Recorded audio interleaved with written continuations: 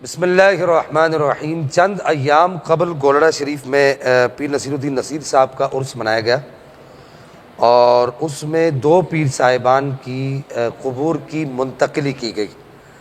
پیر نصیر الدین نصیر صاحب گولڑوی کی بھی جو ہے وہ قبر کی منتقلی کی گئی اور ایک دوسرے پیر صاحب ہے، غالباً پیر حسام الدین صاحب ہیں، ان دونوں کی قبر کو منتقل کیا گیا۔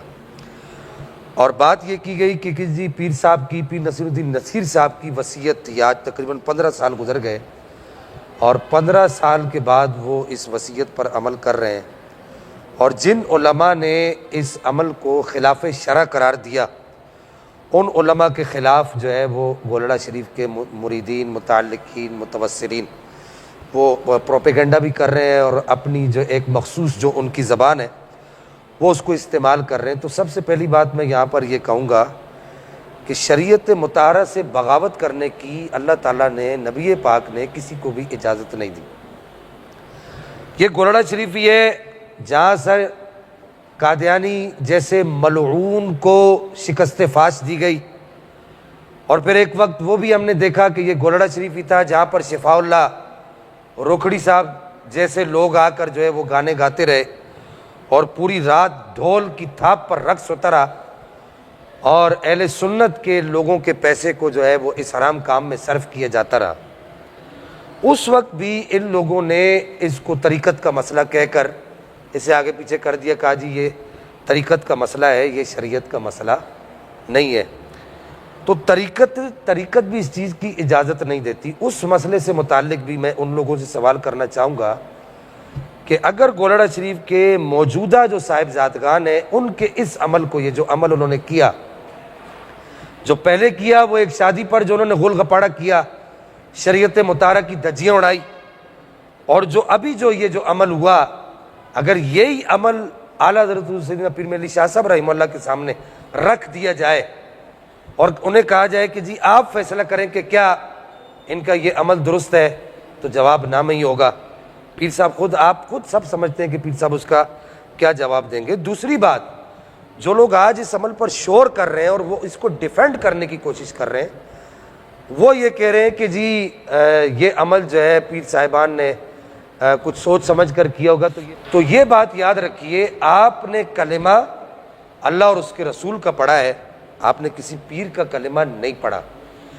شریعت مطہرہ جس عمل کو حرام کہتی ہے وہ عمل کسی کے کرنے سے حرام نہیں ہوگا۔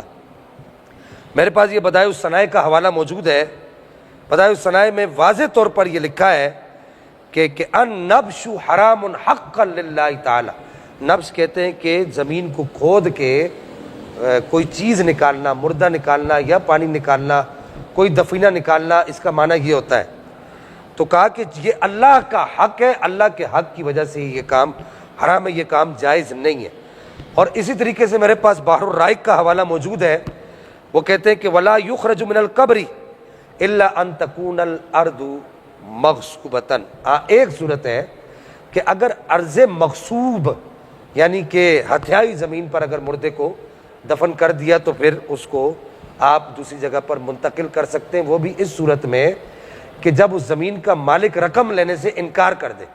اگر وہ رقم لے لیتا ہے تو پھر اس کو وہیں پر دفن رہنے دیا جائے گا۔ تو یہاں پر تو کوئی عرض مغصوب والا معاملہ نہیں۔ بعض لوگوں کو میں نے دیکھا وہ یہاں پر عرض مغصوب پر قیاس کر رہے تھے، تو یہاں عرض مغصوب والا معاملہ تو نہیں ہے۔ تو یہ گولڑے کی ساری زمین، اکثر زمین جو ہے یہ ان کی ملکیت میں شامل ہے۔ اور پھر اس سے آگے میرے پاس یہاں پر حوالہ موجود ہے حاشیۃ الطحطاوی علی مراقی الفلاح کا، وہ بھی یہی کہتے ہیں کہ ولا یجوز نقلہ، کہ میت کا نقل کرنا یہ کسی بھی طریقے سے جائز نہیں ہے۔ بعض لوگ یہاں پر ایک دلیل دے رہے ہیں کہ وہ یہ کہہ رہے ہیں کہ چونکہ حضرت یوسف علیہ نبینا علیہ الصلوۃ والسلام کی میت مبارک کو حضرت موسیٰ علیہ السلام نے نقل کیا تھا، منتقل کیا تھا، تو لہٰذا اس وجہ سے جائز ہے۔ اور اسی طریقے سے حضرت حذیفہ بن یمان رضی اللہ تعالیٰ عنہ وارضہ عنہ کے عمل کو بھی کہہ رہے ہیں۔ میں بالترتیب ان دونوں باتوں کو عرض کر دوں۔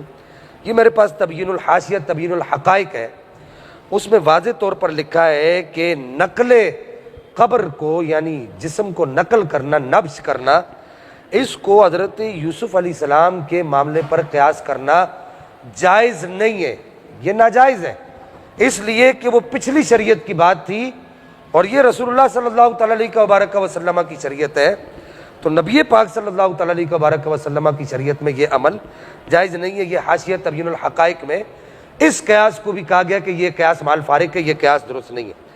اور حضرت حذیفہ بن یمان رضی اللہ تعالیٰ عنہ والا جو معاملہ تھا، وہاں پر عذر شرعی موجود تھا کہ ان کی قبر میں جو ہے وہ پانی آ رہا تھا۔ انہوں نے آ کر اس وقت کے بادشاہ کو 3 مرتبہ کہا کہ میری قبر میں پانی آ رہا ہے، تو باقی وہاں پر پانی آ رہا تھا۔ تو پیر نصیر الدین نصیر صاحب اور دوسرے پیر صاحب جن کی قبر کچائی کی گئی، نبش کیا گیا، وہاں پر ایسا بھی کوئی معاملہ نہیں تھا۔ تو میں ان سب لوگوں کو یہاں پر کہوں گا، خدا را ہاتھ جوڑ کر یہ کہوں گا کہ آپ شریعت مطہرہ کو دیکھیں۔